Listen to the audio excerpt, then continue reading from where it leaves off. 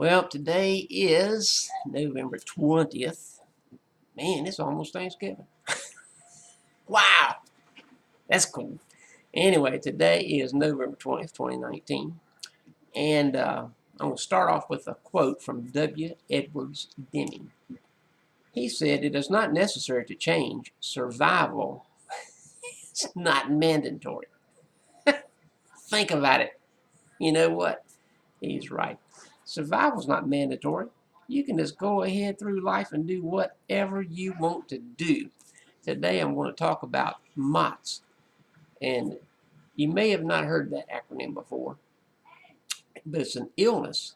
Yeah, it affects well over 70% of the entire world's population. Not kidding. Over 70%. They don't have the exact figures. Over 70%.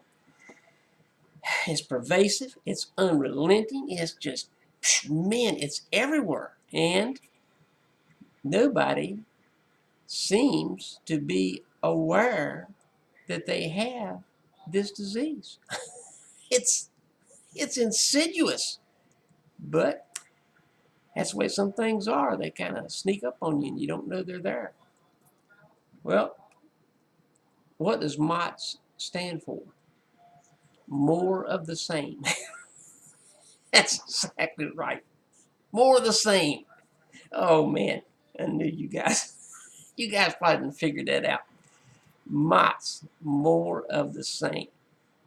More of the same baloney you put up with every day. You go into a job that you despise and hate and wish you were somewhere else. More of the same when, say, your kids or your spouse doesn't do what you wish they would do. We know most of those things, uh, such as jobs and family and, well, just about everything, all deals with communication. Oh, yeah. How you communicate what you would like determines the response, not reaction, the response you get from those with whom you interact. Do you see the kids, oh, I don't know, leaving stuff, bringing stuff in one room and then just going off and leaving it and not picking up after themselves? Uh, do you see your spouse going to a room and leaving stuff and not picking it up when he or she leaves it? Wait a minute. Do you go to a room and not pick up stuff when you leave it? Example, role model. Role model what you want done. If you have, let's won't use children because we had four. Uh, I'm a person that if I have something in this room and I'm going to another room, I'll pick up things that can be dropped off along the way or go to the next room I'm going to little by little keep everything clean. Well, we went through a period of time when the kids were leaving stuff here, there, and everywhere. And I said, this is really irritating. However, thankfully, God gave me enough wisdom to not jump all over the kids, but to say, wow, I think I'll take this coffee cup back with me. I'm headed to the kitchen. That'll help keep things clean. No, you might think it's stupid, but it's not. I did that. And you know what? I think it was actually a couple, 3 weeks, but after some time, uh, the kids started, when they would go to a different room, picking up an item or two and taking it to the next room. I didn't have to jump on them. I didn't have to get all over them. I didn't have to make a big speech or a big deal out of it. I role modeled what I wanted them to do. And if occasionally they forgot, well, they forgot. That's okay. It's not a big deal. However, it helps keep the house clean. On your job, maybe things aren't going the way you wish they would go. Maybe you hate this stinking lousy job and you wish, I wished I had some other kind of job to go to. Well, you know what? Look at your company and employer and those with whom you work. How do they act around you?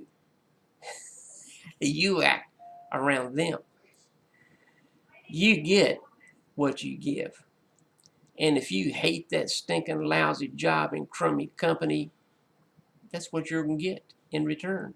But if you go into that job with a positive attitude and I can do it attitude, I'm going to be the best at my part of this company as I can. And then in your off time, not during your job time, in your off time, start looking for other opportunities and evaluate the companies and the culture to the best of your ability in those companies to see if there's a fit. There may not be a fit. Maybe you need to go in business for yourself. Scary, huh? Well, I've been in business for myself most of my life. Yep, it was scary at first. I had children. And my wife was very supportive of whatever I wanted to do. She had her job teaching, and I did other things that I wanted to do. Sometimes I made money, sometimes I didn't. But overall, I did. And it's scary at first because you're thinking, man, what if well, maybe don't do it. Don't get into the what ifs or the maybes or the, oh man, if I only no, don't worry about it. Focus, if you're going into business for yourself, focus on what you want to do, what you're good at. Don't go into a business you're not good at or know nothing about. Duh. That's like buying a franchise thinking the franchise is the answer to everything. I'll pay out my $50,000 and get a franchise and I'll be rolling in the dough. No, no, no. You're going to lose $50,000 or more. Find things that you want to do. You can start your own business. You can get franchises because there's bound to be a franchise that fits you, but it's a lot of money and you pay royalties to whoever's doing that franchise. That's why they're doing it. So I'm going to give a little insight into my STEP acronym today. Does your life currently seem like it's just filled with Mots, no matter what it's about? Is that what you want? Do you like having Mots? Oh boy, probably not.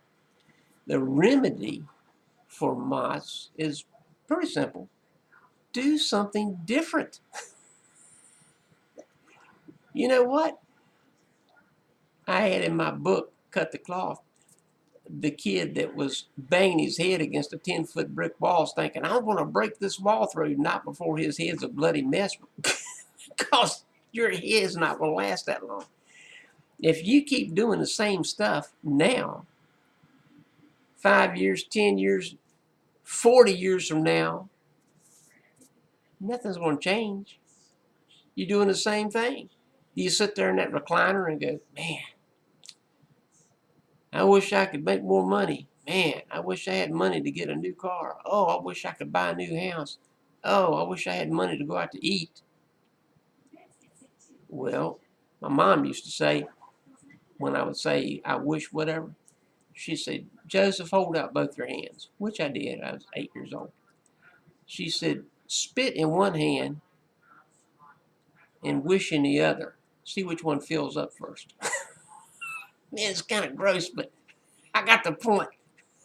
At 8 years old, I stopped wishing. No more wishing for me, buddy. Wishing is air. Goals is what's important. And then acting on those goals gets results. So, you want to lose weight? No, you don't have to stop eating sweets. Eat less sweets. No, you don't have to stop eating bread, which I love. Eat less bread. See, do little things, little changes, little foxes spoil the vines. You know that's in the Bible somewhere. Little foxes spoil the vines. That's true. If you want to get something done, do it a little bit at a time. Do you want to build up your strengthen your arms? Don't start with a 50-pound weight in each hand and going like, man, I can really. No, start with a 1-pound weight in each hand. You can do it. Do whatever number of reps you feel like you can do. And after a week or two, build up to a 2-pound weight or a 3-pound weight. And after a few weeks, build up to a 4-pound weight. Do it incrementally. And in no time, say a year, you will find you've got more strength, more energy. You will have lost that weight a little at a time. No big changes, no big deal, no big stupid diets. I think I tried diet once or twice in my life 40 years ago.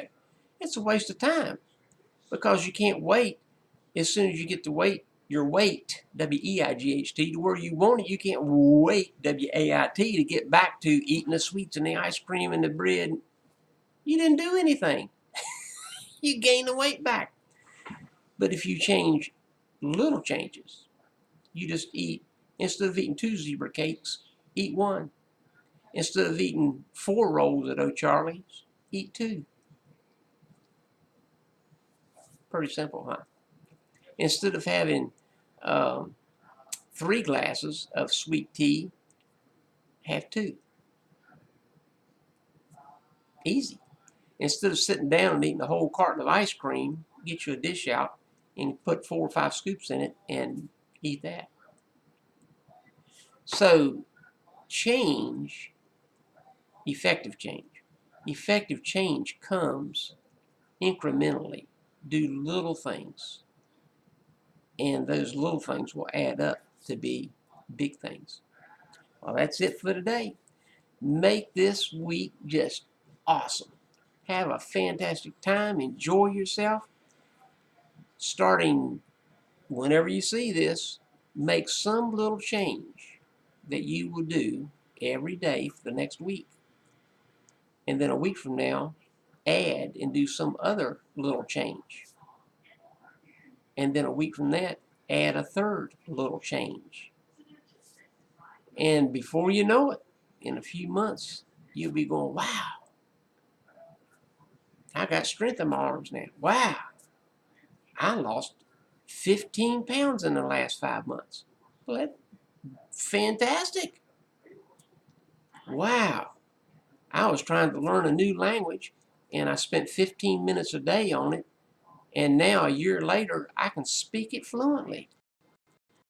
And for those of you that have, say, a challenge with smoking, cold turkey is not the way to go, I'm telling you. In fact, those patches and all that other stuff, I don't think is the way to go.